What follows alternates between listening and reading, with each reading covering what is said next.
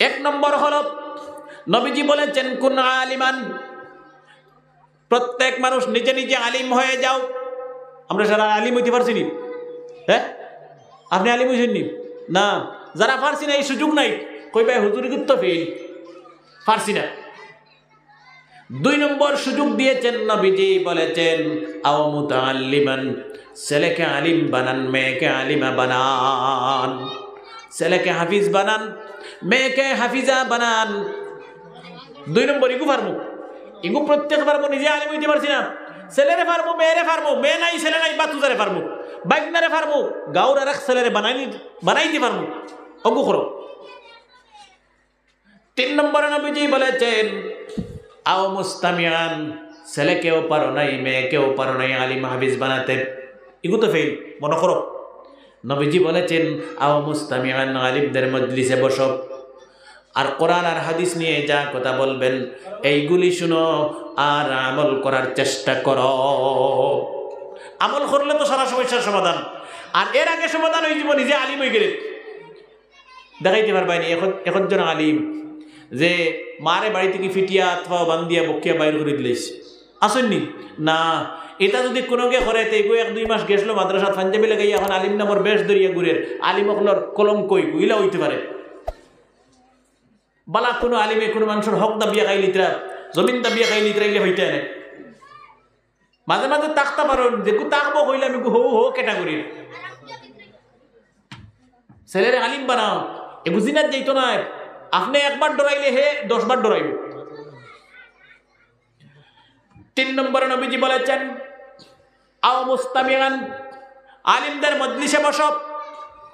এই যে আপনারা বসে আছেন, শুধু দুনিয়ায় বসে আছেন তা না, নবীজি বলেছেন কিয়ামতের দিন যখন কবরের ভিতর থেকে উঠবেন আমার সাথে একে মজলিসে বসে যাবেন। এই লাভ আছে, ও যে মজলিসে মসজিদের সামনে বইছো, কিয়ামতের দিন আমার লগে উঠিয়ে বইবে ওলা। সুবহানাল্লাহ। আল্লাহ পাকেও ফরমাইতেন ইয়াউমা নাদউ কুল্লা উনাসিম বিইমামিহিম, সব কিয়ামতের দিন উঠিবে ওলা। উঠার বাদে কি তৈব? এইভাবে হাসরের মাঠে বসে থাকবো।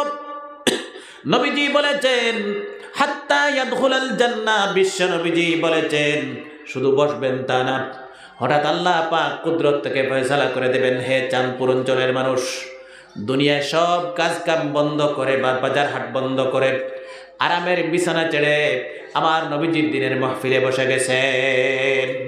আমি আল্লাহ পাক খুশি হয়ে গেছি।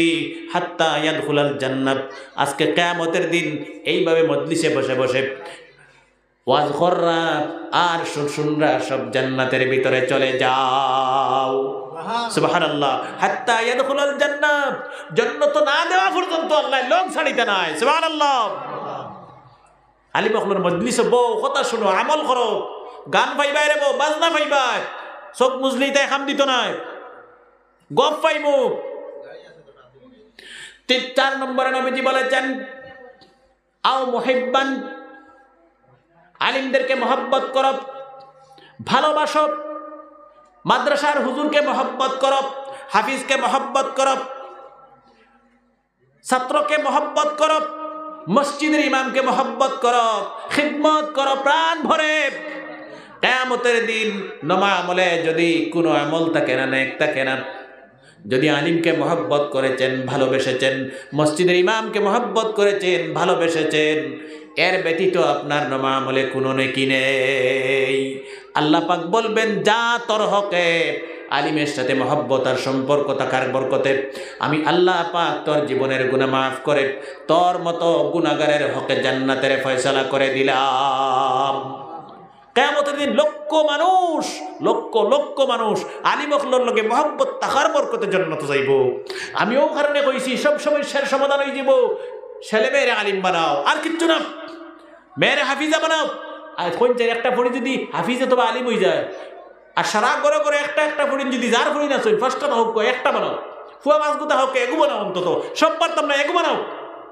এগু যদি সব করো ফড়িন আলিম অথবা হাফিজ হয়ে যায়, তিগাও তো আর ফর্দার ওয়াজ করা লাগবো নি? হ্যাঁ, হাসাও লাগতো না। এটা উল্টা হুজুর দিয়ে আর ফর্দার ওয়াজ করিয়ে বুঝে বাড়িতে বিদায় করতে পারবা, পারতা নাই, কারণ তারা তো মাদ্রাসাত পড়েছিল। এই মেয়ের জীবনে হওয়া লাগতো না। স্বামীর খিদমত করো, শ্বশুর শাশুড়ির খিদমত করো।